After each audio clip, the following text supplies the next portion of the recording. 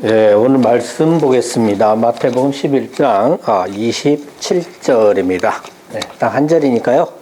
다 같이 한 목소리로 봉독하도록 하겠습니다. 내 아버지께서 모든 것을 내게 주셨으니 아버지 외에는 아들을 아는 자가 없고 아들과 또 아들의 소원대로 계시를 받는 자 외에는 아버지를 아는 자가 없느니라. 아멘. 잠시 기도하겠습니다. 아버지 감사합니다. 오늘은 이제 성도와 함께하는 조직신학 두 번째 시간입니다.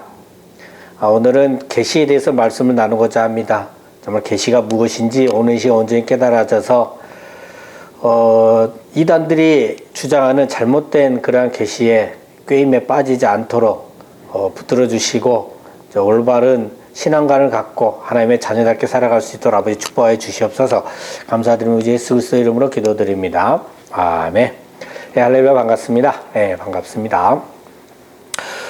지난번 설교 때보다는 오늘 내용이 약간은 좀 딱딱할 수는 있습니다. 그래도 이제 정해진 시간 안에 끝내기 위해서 그런 거니까요. 조금 양해를 해 주시고요.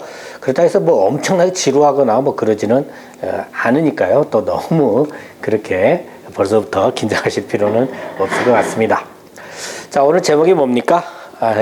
계시입니다. 계시. 이 계시에 대해서는 이제 지난 설교 때요. 조금 짤막하게나마 언급을 했었습니다. 계시가 뭐죠? 생각나십니까? 계시는 하나님께서 자신을 드러내 주시는 것을 말합니다. 왜죠? 왜 드러내 주시죠? 우리가 타락해서 하나님을 알지 못하기 때문에 하나님께서 우리에게 자신을 드러내 보여주시는 것이 바로 계시입니다. 그렇죠. 자, 오늘 읽었던 본문인데요. 하나님 아버지께서 모든 것을 아들에게 주셨다고 합니다. 그죠? 그러니까 아들, 그러니까 예수님이죠. 그리고 이 예수님과 예수님의 소원대로 계시를 받은 믿고 있는 우리죠. 우리 외에는 하나님 아버지를 아는 자가 없다고 합니다. 자, 또 하나는 바르게 알 수 있기 위해서는 가운데 누가 껴 있어요? 아들, 예수님께 있죠. 중보자이신 예수 그리스도가 필요함을 알 수가 있습니다. 그러니까 계시가 되지 않으면 우리가 하나님을 바르게 알 수 없고 하나님을 바르게 알기 위해서는 중보자인 예수 그리스도가 필요하다는 겁니다. 근데 이단들을 보면요. 자신이 그리스도라고 우기는 자들이 너무도 많습니다.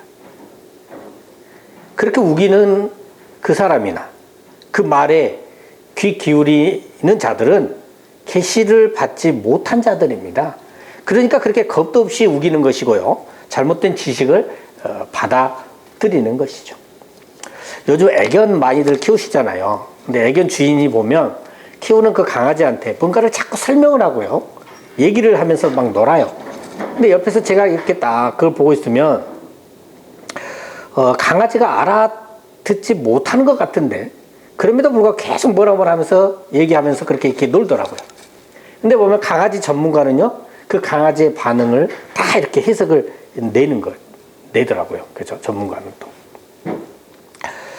그래서 이제 우리도 하나님을 아는 지식이 이렇게 계시가 돼도요. 우리가 알아차리지 못할 수도 있잖아요. 그죠? 그래서 그걸 알아듣게 해주시는 전문가가 계셔요. 계십니다.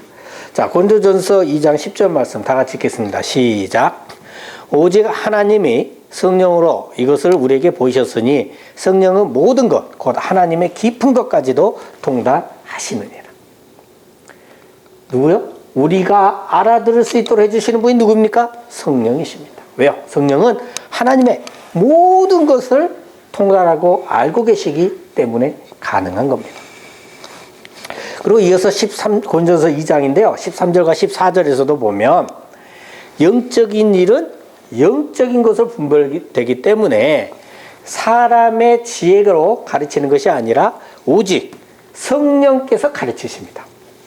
그 육에 속한 사람은 하나님의 성령의 일들을 받지 아니하는데 그것은 이 성령의 일들이 어리석게 보이고요. 그죠? 알 수도 없기 때문입니다. 그러니까 그것은 하나님의 이 성령의 일들은 영적으로 분별되기 때문이죠. 그래서 우리가 결국 계시된 말씀을 알아듣기 위해서는 성령이 필요합니다. 우리가 똑똑해서 하나님을 알 수 있는 것이 아니라 성령이 가르쳐 주신 만큼만 알 수 있는 것이고, 성령 없이는 하나님에 대해 아무것도 알지 못합니다. 여기서 우리가 주의해야 할 점이 하나 있습니다. 계시는 하나님께서 하나님 자신을 드러내는 것입니다. 분명 계시 자체가 하나님의 존재는 아닙니다.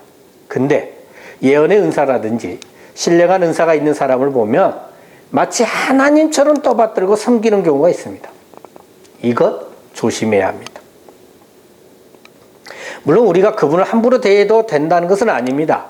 예언을 해드리되 존경을 해드리되 그분이 신령하게 떠받들여져서는 안 된다는 겁니다. 그리고 또 하나, 계시는 진실되게 하나님의 지식을 전합니다. 그러나 계시가 하나님의 모든 지식을 전하는 것은 아니라는 겁니다. 우리가 계시를 통해 하나님을 알 수 있지만, 그렇다고 하나님이 하나님을 아시는 만큼 우리가 하나님을 아는 것은 아니라는 겁니다. 우리가 다른 사람에 비해서 조금 더 성경을 아는 것 같다고 해도 그 차이는요, 하나님 입장에서 봤을 때는 아주 미미합니다. 서로 지식의 길을 대봐야 도토리 키재기입니다. 지금 설교하는 저나 이 설교를 듣고 있는 여러분이나 큰 차이가 없습니다. 그저 함께 말씀 나누면서 이렇게 은혜 받고 깨달아진 대로 함께 살아가며 교회 공동체를 함께 이루어가는 것이, 그것이 값진 것이고 귀한 겁니다. 이사야 57장 15절 말씀 다 같이 읽겠습니다. 시작. 지극히 존귀하며 영원히 거하시며 거룩하다 이름하는 이가 이와 같이 말씀하시되, 내가 높고 거룩한 곳에 있으며 또한 통회하고 마음이 겸손한 자와 함께 있나니, 이는 겸손한 자의 영을 소생시키며 통회하는 자의 마음을 소생시키려 함이라. 하나님은 초월적인 존재이시면서 또 동시에 우리와 함께 계시는 내재적 존재이십니다. 높고 거룩한 곳에 계시는 그러한 우리가 범접할 수 없는, 근접할 수 없는 그러한 초월적 존재이시면서 동시에 통회하고 마음이 겸손한 자와 함께 하시는 내재적 존재이십니다. 그래서 디모데전서 6장 16절도 보면요, 하나님께서 가까이 가지 못할 빛에 거하시는 초월적 존재이십니다. 그러나 빌립보서 2장 7절을 보면요, 또 동시에 자기를 비워 종의 형체를 가지사 사람들과 같이 되셨습니다. 하나님께서는 원래 우리가 가까이 갈 수 없는 거룩하신 분이시고 빛이신 분이십니다. 빛은 빛끼리 소통됩니다. 빛과 어둠은 소통이 될 수 없습니다. 어둠이 있는 곳에 불을 밝히면 어둠은 사라지고 빛이 비춥니다. 빛과 어둠은 소통할 수가 없습니다. 흑암이 깊은 곳에 있던 우리가, 어둠인 우리가 그럼 어떻게 하나님과 소통을 할 수 있는 걸까요? 그것은 바로 하나님께서 자신의 신성을 가리시기 때문에 가능한 겁니다. 하나님께서 신성을 가리셔야만 계시의 소통이 가능합니다. 그래서 하나님께서는 피조물을 방편 삼아서 신성을 가리심으로 소통을 해 주십니다. 창조의 사건도 그 중에 하나입니다. 우주 만물을 창조하심으로 피조물인 우주 만물을 방편으로 하나님의 신성을 가리시고 그것을 통해 하나님을 드러내고 계십니다. 그럼 뭐하고 똑같은 거냐면요, 대학생들이 초등학생들한테 뭔가 과학적인 뭔가를 설명을 하는데 막 대학생들이 쓰는 전문적인 용어를 쓰면서 막 설명을 하면 하나도 못 알아듣잖아요. 그러면 자기의 그 유식함을 감추고 초등학생들이 알아듣는 언어를 써야 되는 거예요. 이처럼 하나님께서는 신성을 가리시고 우리가 알아들을 수 있도록 피조물을 사용을 하시는 거죠. 요한복음 1장 14절에서 밝혀주고 있는 말씀이 육신이 되어 우리 가운데 거하심에, 이분이 누구십니까? 누구세요? 예수님이시죠? 원래는 하나님과 본체시잖아요. 근데 우리를 위하여 우리 인간의 모습으로 오신 예수님, 우리는 그것을 뭐라고 부릅니까? 성육신 사건이라고 부릅니다.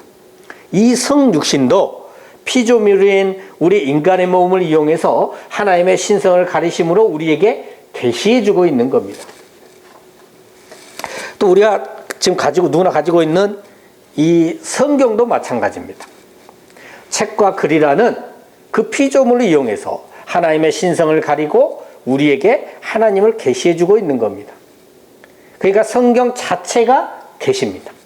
어떤 사람은요, 기도 중에, 묵상 중에 하나님께로부터 직접 계시받는 듯 그렇게 말하는 사람도 있습니다.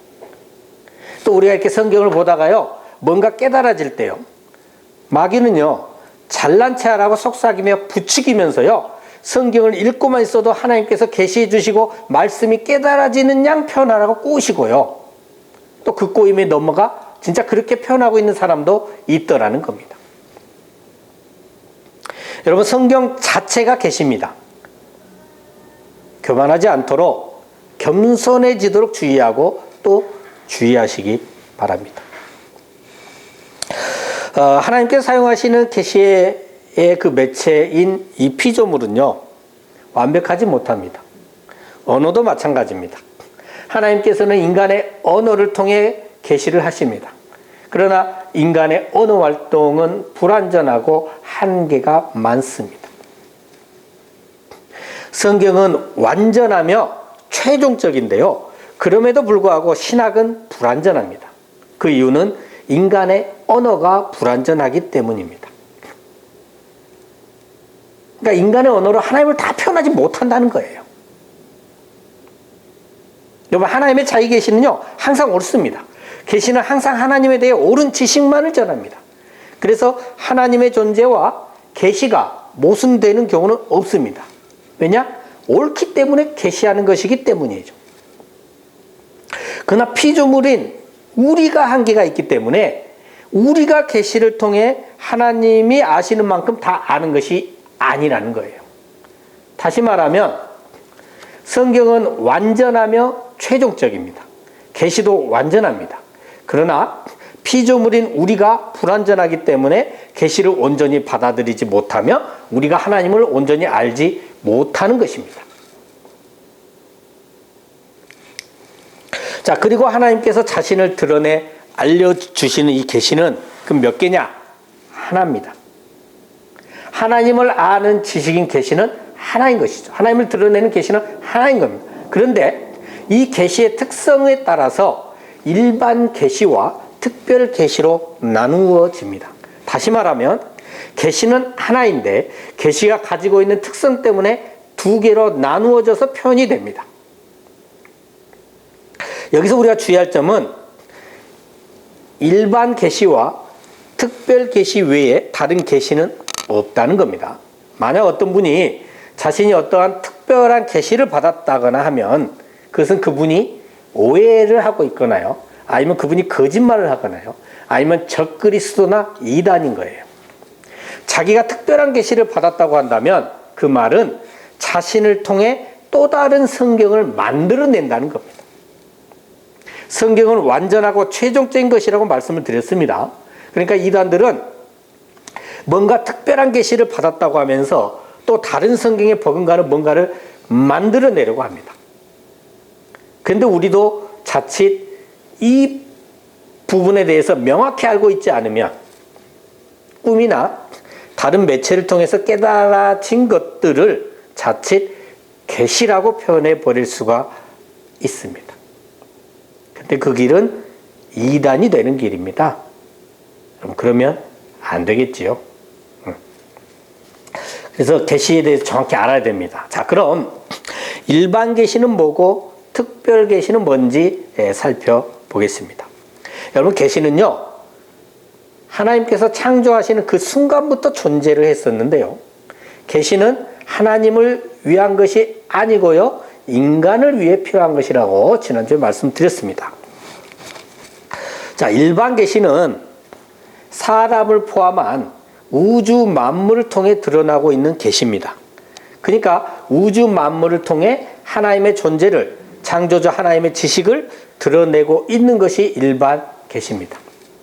이 일반 계시를 공통되게 증거하는 성경 구절들은요, 뭐 욥기서 12장 7절로 9절, 뭐 시편 19편 1절에서 4절, 50편 6절, 97편 6절, 104편. 그리고 뭐 이사야 40장 25절로 26절, 또 64장 8절. 에레미야 5장 21절부터 말씀 쭉 뒤에, 그 다음에 18절 6절, 뭐 사도행전 말씀, 로마서 등등 정말 많은 구절들이 그러한 것들을 증거를 해줍니다. 자, 욥기서 12장 7절로 9절 말씀 한번 다 같이 읽겠습니다. 한번 읽게요. 시작. 이제 모든 짐승에게 물어보라. 그것들이 네게 가르치리라. 공중의 새에게 물어보라. 그것들이 또한 네게 말하리라. 땅에게 말하라. 네게 가르치리라. 바다의 고기도 네게 설명하리라. 이것들 중에 어느 것이 여호와의 손이 이를 행하신 줄을 알지 못하랴. 그래요. 자, 무엇이 가리킨다고요? 네? 짐승이, 공중의 새가, 땅이, 바다의 고기가, 이러한 것들이 다 드러낸다는 겁니다. 구두나 언어를 사용하는 것이 아니라 피조물인 매체를 사용합니다. 창조물이나 사람과 같은 이 피조물을 통해서 하나님을 드러내는데, 이러한 일반 계시는요, 예수님을 믿는 신자든 또는 믿지 아니하는 불신자든 상관없이 차별 없이 동일하게 드러납니다. 그런데 구원의 효력은 없습니다. 그러니까 자연이 하나님에 대해 드러내고 있지만 불신자가 이 자연을 보고 하나님을 알 수 있는 것은 아니라는 겁니다. 그래서 로마서 1장 19절 20절을 보면요, 하나님을 알 만한 것들이 그들 속에도 있어요. 사람도 포함이니까요. 그리고 하나님께서 그들에게 보이셨다고 합니다. 그리고 어째요? 창세로부터 그의 보이지 아니하는 것들, 곧 그의 영원하신 능력과 신성이 그가 만드신 어디에? 만물에 분명히 보여 알려졌다고 하면서요, 심지어 뭐라고 합니까? 그러므로 그들이 핑계하지 못할지니라 라고 합니다. 사실 우리는 태어날 때요, 아담의 후손으로 태어납니다. 아담으로부터 원죄를 물려받고 태어납니다.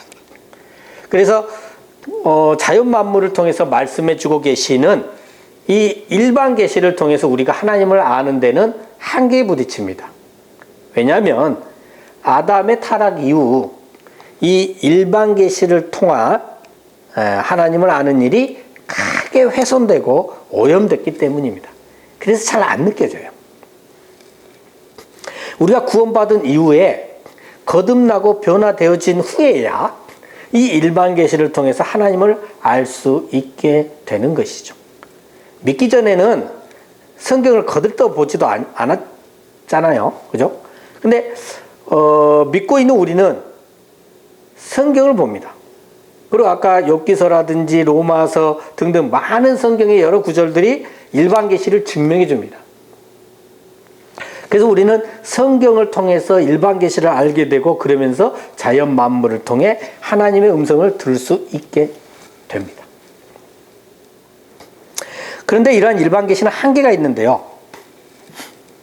일반 계시는 창조주가 누구인지는 알려주고 있지만요, 구원의 유일한 방법을 인간에게 알려주지는 못합니다.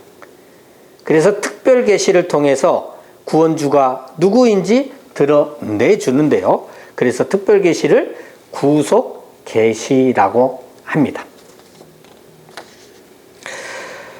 특별 계시는 영생과 관련이 있는 계시입니다. 특별 계시는 일반 계시에 포함되지 않는 영생을 위해 주신 하나님을 아는 지식입니다.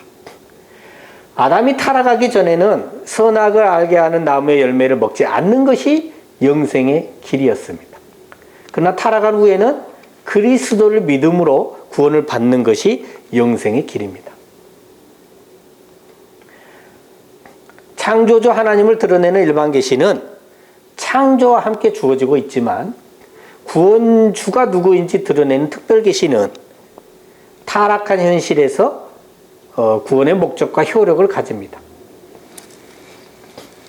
자, 특별계시의 방편으로는 기적이라든지 예언이라든지 또는 이렇게 출애굽기 3장 2장에서 여호와의 사자가 떨기나무 가운데 이렇게 나타나셨잖아요. 이거를 현현이라고 합니다. 신이 나타난 신현이라고도 하고요. 자, 이러한 여러 가지 방편으로 나타납니다. 그런데 가장 큰 특별계시 사건이 있어요. 뭘까요? 가장 큰 특별계시 사건. 네. 히브리서 1장 1절로 2절 말씀 다 같이 읽겠습니다. 시작. 옛적의 선지자들을 통하여 여러 부분과 여러 모양으로 우리 조상들에게 말씀하신 하나님이 이 모든 날 마지막에는 아들을 통하여 우리에게 말씀하셨으니 이 아들을 만유의 상속자로 세우시고 또 그로 말미암아 모든 세계를 지으셨느니라. 1절에 선지자들, 그러니까 조상들에게 말씀하신 방편인 여러 부분과 여러 모양, 이것은 일반 계시를 말하는 거고요. 2절은 특별 계시를 말하는 겁니다. 자, 이 특별 계시 중심에 누가 있어요?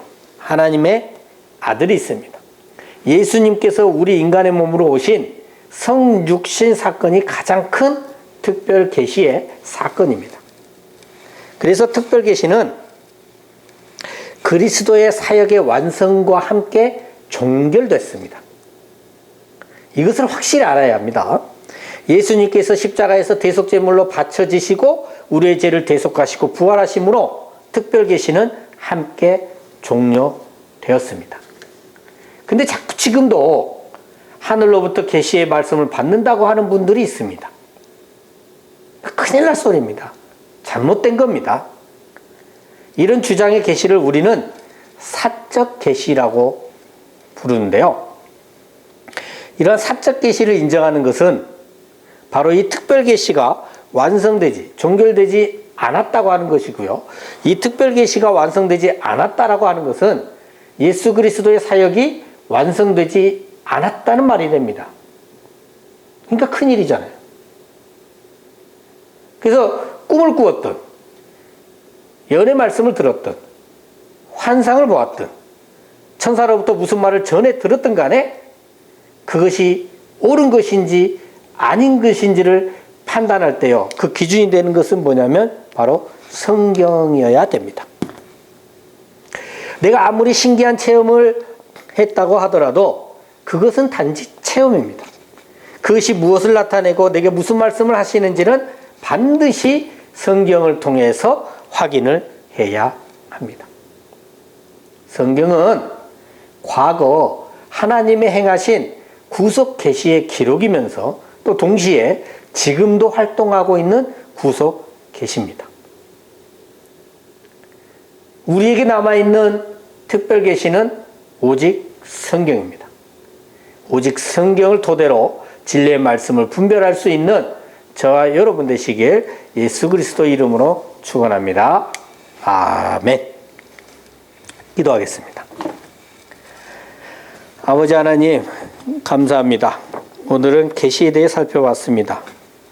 특별 계시를 통해 우리를 구원의 길로 인도해 주시고 또 성장시켜 주심으로 우리가 자연 만물을 통해서 말씀해 주시는 일반 계시를 통해서도 하나님을 알게 하심에 감사드립니다. 창세전부터 우리를 사랑하시사 그리스도 안에서 구원해 주신 하나님, 우리 남은 인생 그 사랑의 빚을 갚으며 살아갈 수 있도록 인도하여 주시옵소서.